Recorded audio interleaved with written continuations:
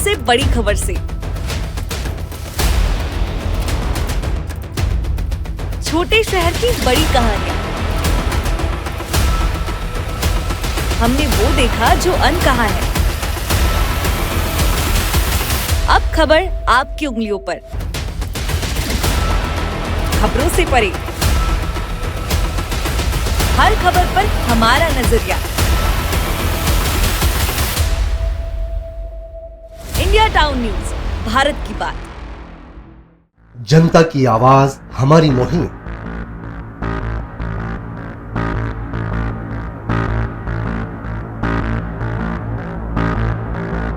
Digital युग की नई आवाज। जनता का भरोसा, जनता की जीत, जनता का मत, ये सारी चीजें जब दावे करती है, हारती है, तो ईवीएम पर सवाल क्यों? आपके लिए सबसे बेहतरीन हमारा प्रयास। इस वक्त की सबसे बड़ी खबर आपको बता रहे हैं। इंडिया टाउन न्यूज, भारत की बात। नमस्कार, इंडिया टाउन न्यूज के इस बुलेटिन में आप सभी का स्वागत है और मैं हूं आपके साथ प्रगति ठाकुर। समय है इंडिया टाउन न्यूज में छत्तीसगढ़ की खबरों का। खबरों को विस्तार से देखने के पहले आइए डालते हैं उन खबरों पर नजर जो बनी है इस वक्त की सुर्खियां।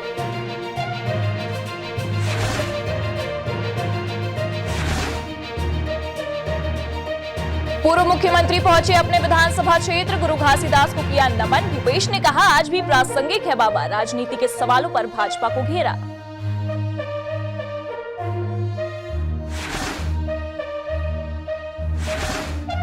प्रधानमंत्री पर अशोभनीय टिप्पणी से गुस्साए भाजपाइयों ने थाने जाकर की शिकायत। अनुप वर्मा पहले भी कर चुके हैं गुस्ताखी, बीजेपी कार्यकर्ताओं का आरोप। पहले भी की थी शिकायत लेकिन नहीं हुई कार्यवाही।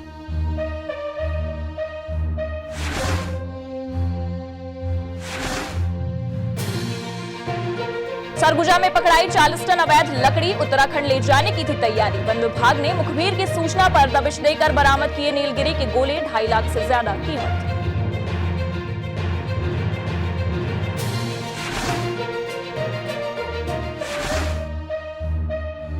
नेशनल हाईवे पर पुलिस को बड़ी सफलता, एक ट्रक अमानक खाद्य की गई बरामद। कृषि विभाग को सौंपा जांच का जिम्मा, 4 लाख से ज्यादा कीमत को 600 बोरियां पकड़ाई।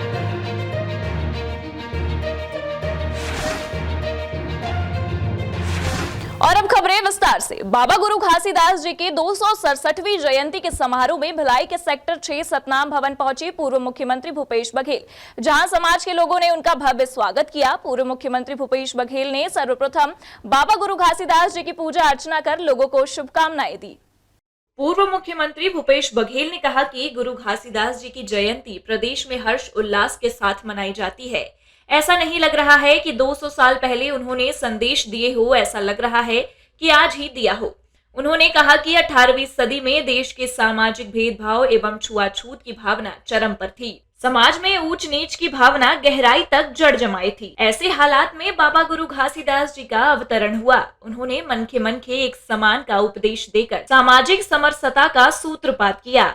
मीडिया से बात करते हुए पूर्व मुख्यमंत्री भूपेश बघेल ने कहा कि पूरे प्रदेश में जहां जहां भी सतनामी समाज के लोग रहते हैं, वहां समाज के लोग बाबा जी को याद कर रहे हैं। बाबा जी का जो संदेश है मानवता और समाज के लिए बहुत जरूरी है। वहीं उन्होंने मन के एक समान का संदेश दिया है। भूपेश ने कहा कि सरकार केवल 5 दिन हुए हैं, काम करने दीजिए पहले। ईवीएम को लेकर पूर्व मुख्यमंत्री भूपेश बघेल ने कहा कि जो चर्चाएं हो रही हैं उसमें लोगों को विश्वास नहीं है। मशीन के अंदर है क्या? लोगों का कहना है कि हम वोट डाले हैं, हमारा वोट गया कहां? जी की जयंती पूरे प्रदेश में और देश में जहाँ जहाँ भी हमारे सतनामी भाई बहन निवास करते हैं, वहाँ बहुत ही हर्षोल्लास के साथ और श्रद्धापूर्वक बाबा जी की याद कर रहे हैं, क्योंकि बाबा जी का जो संदेश है वही आज मानवता के लिए, समाज के लिए बहुत ज़रूरी है, क्योंकि उन्होंने मन के एक समान का संदेश उन्होंने दिया। सत्य के रास्ते पे चलने के लिए उन्होंने कहा और वो हमारे लिए आज समाज में बहुत ज़रूरी है। देखिए, अभी 5 दिन तो बना हुआ है, 13 तारीख को शपथ लिए हैं, काम करने दीजिए, उसके बाद कुछ बोलेंगे। भाई ये है कि जो चर्चाएं हो रही है उसमें लोगों को विश्वास नहीं है मशीन के अंदर है क्या, क्योंकि कई जगह ये है कि हम वोट डालें, हमारा वोट गया कहाँ। हमारे पूरे परिवार के वोट डाला है, लेकिन उतना वोट मिला नहीं है। कहीं जगह कुछ ज़्यादा आ रहा है, कहीं जगह मशीन ख़राब होने की शिकायतें मिल रही है। तो ऐसे में जब लोगों के शिकायतें हैं और एक अविश्वास पैदा हो रहा है तो होना यही चाहिए कि इसको एक बार कम से कम मत पत्र से मतदान कराना चाहिए। ये तो मतलब ये है कि कोई भी आवाज़ उठाए उसको बर्दाश्त नहीं कर सकते। असहमति का सम्मान अब इस देश में नहीं है और कोई भी आवाज़ उठाए उसे दबा देने की, कुचल देने की जो नीति है उसके तहत हो रहा है। ये तो सीधा सीधा लोकतंत्र की हत्या है। राज्यसभा से सांसद के निष्कासन के मामले में उन्होंने कहा कि कोई भी आवाज उठाए उसे बर्दाश्त नहीं कर पा रहे हैं। असहमति का सम्मान अब इस देश में नहीं है। कोई भी आवाज उठाए दबा देने की नीति है। दुर्ग से इंडिया टाउन न्यूज के लिए अतुल शर्मा की रिपोर्ट। भारत के प्रधानमंत्री नरेंद्र मोदी के खिलाफ चारामा के एक युवक द्वारा अभद्र टिप्पणी से भाजपाइयों में रोष व्याप्त है। चारामा निवासी अनूप वर्मा द्वारा अभद्र और अपमानजनक टिप्पणी करने के विरोध में भारतीय जनता पार्टी कांकेर शहर और भाजपा ग्रामीण मंडल द्वारा आज भाजपा के वरिष्ठ और जिला पदाधिकारियों की उपस्थिति में कांकेर थाने में FIR दर्ज करने आवेदन दिया गया। शहर मंडल अध्यक्ष दीपक खटवानी ने बताया कि चारामा के वार्ड क्रमांक 10 निवासी अनूप वर्मा द्वारा ऑडियो कॉल के माध्यम से भारत के प्रधानमंत्री नरेंद्र मोदी के खिलाफ बहुत ही अशोभनीय व अभद्र भाषा का इस्तेमाल किया गया, जो कि किसी के लिए भी असहनीय हो सकता है। अनूप वर्मा द्वारा देश के प्रधानमंत्री के खिलाफ कही गई बातों से न केवल भाजपा कार्यकर्ता बल्कि आम जनता भी आहत हुई है। इससे पूर्व भी अनूप वर्मा द्वारा प्रधानमंत्री के बारे में अपमानजनक बातें कही गई थी, जिसकी रिपोर्ट 23 अक्टूबर 2023 को चारामा थाने में दर्ज कराई गई है, परंतु चारामा थाने द्वारा अब तक कोई कार्यवाही नहीं की गई, जिससे अनूप वर्मा का दुस्साहस बढ़ गया और उसने पुनः प्रधानमंत्री के बारे में अपशब्द कहे हैं। भारतीय जनता पार्टी ने अनूप वर्मा के खिलाफ कड़ी से कड़ी कार्यवाही करने की मांग की है। कांकेर से इंडिया टाउन न्यूज के लिए तामेश्वर कुमार की रिपोर्ट। सिटी कोतवाली के अंतर्गत कार सवार लोगों के द्वारा छोटी सी बात को लेकर 3 किलोमीटर एक युवक को कार के कांच में हाथ को विंडो में फंसाकर दौड़ा दिया। युवक की गलती इतनी थी कि युवक बाइक में सवार था। इस समय कार ने बाइक सवार को ठोकर मार दी। बाइक सवार युवक जब पूछने आया तो उसे कार के विंडो में हाथ फंसाकर 3 किलोमीटर तक दौड़ा दिया। पुलिस ने एक आरोपी को गिरफ्तार कर लिया है। दूसरे आरोपी की तलाश जारी है।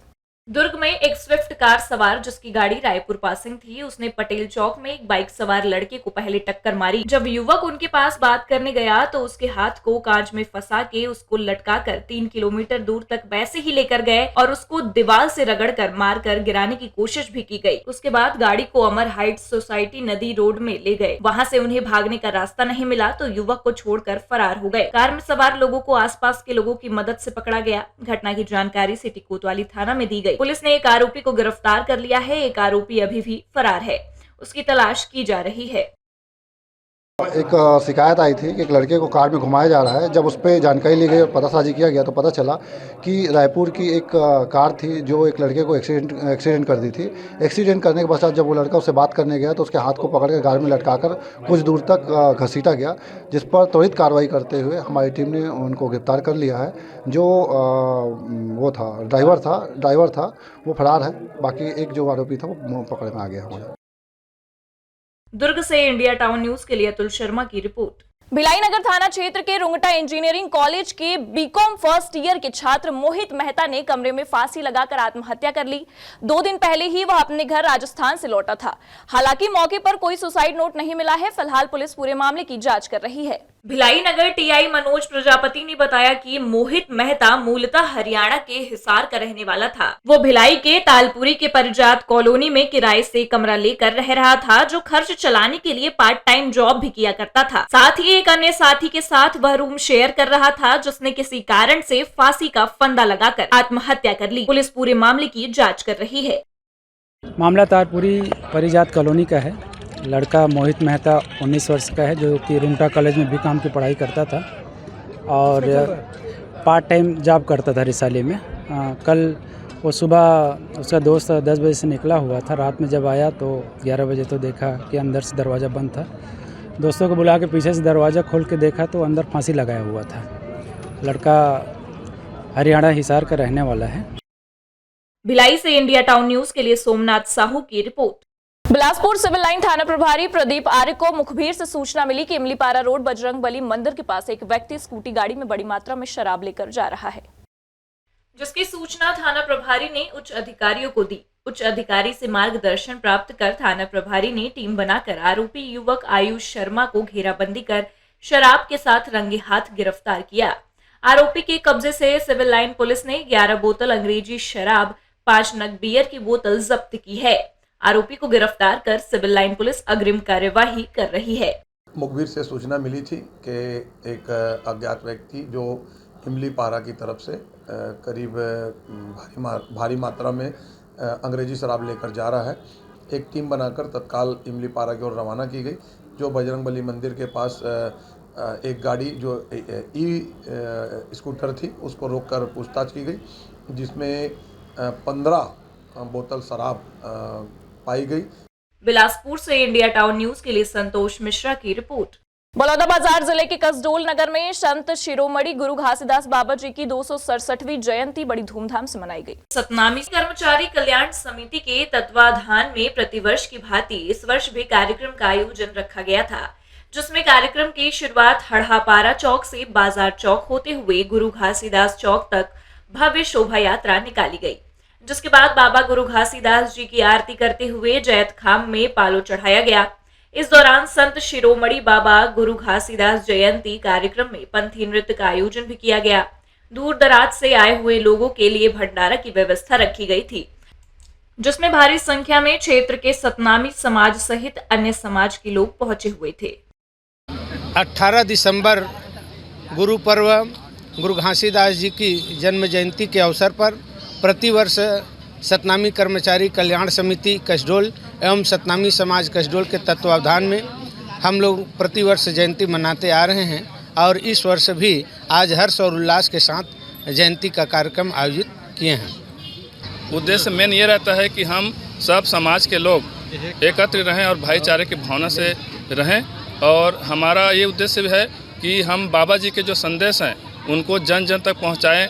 जैसे हमारे समाज में जो भी कुरीतियाँ थी, कमियां थी, उसको हम दूर करें, और हमारे सतनामी भाइयों को हम ये कहते हैं आपके चैनल के माध्यम से कि वो जो है विभिन्न प्रकार के कार्यों में लिप्त रहते हैं, तो लिप्त ना रहकर अपनी मेहनत और अपने जो परिश्रम की कमाई है वही हमको जीवन में पूरता है। बलौदाबाजार से इंडिया टाउन न्यूज के लिए चंद्रकांत वर्मा की रिपोर्ट। वक्त तो चला एक ब्रेक का। ब्रेक के बाद देखेंगे देश प्रदेश से जुड़ी कुछ और खबरें। मिलिए सबसे बड़ी खबर से। छोटे शहर की बड़ी कहानियां। हमने वो देखा जो अनकहा है। अब खबर आपकी उंगलियों पर। खबरों से परे, हर खबर पर हमारा नजरिया। इंडिया टाउन न्यूज, भारत की बात। जनता की आवाज हमारी मुहिम।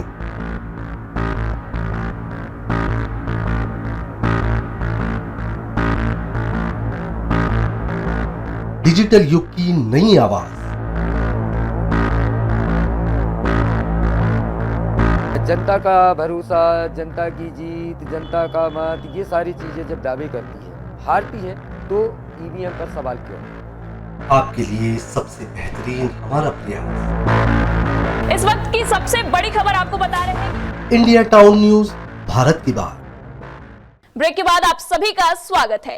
बेमेतरा सिटी कोतवाली थाना की पुलिस ने एक ट्रक में अवैध रूप से अमानक खाद डीएपी परिवहन करने की सूचना पर जबलपुर रायपुर नेशनल हाईवे में एक ट्रक को धर दबोचा, जिसे सिटी कोतवाली थाने में रखा गया है। वहीं बेमेतरा कृषि विभाग ने डीएपी के सैंपल लिए हैं। मामला बीती रात का है, जहां जबलपुर की ओर से आ रहे ट्रक में अमानक खाद के अवैध परिवहन की सूचना बेमेतरा सिटी कोतवाली थाने की पुलिस को मिली, जिसके बाद पुलिस घेराबंदी करके ट्रक को सिटी कोतवाली ले आई है, जिसमें 600 बोरी डीएपी है, जो अलग अलग 2 कंपनियों की बताई जा रही है। वहीं बेमेतरा सिटी कोतवाली पुलिस ने डीएपी की गुणवत्ता की जांच के लिए कृषि विभाग को जांच के लिए बुलाया है, जहां कृषि विभाग के अधिकारियों ने थाना पहुंचकर डीएपी के सैंपल लिए हैं और जांच करने की बात कही है। जो ट्रक में माल रखा हुआ है, इससे ये लग रहा है कि उसमें जो प्रिंट है वो डीएपी का दिखा रहा है। दो कंपनी का है, एक आरसीएफ का है और दूसरा इफ्को का है। आरसीएफ में भी दो प्रकार के डीएपी दिखा रहा है, एक सफ़ेद कलर का, एक ब्लैक कलर का।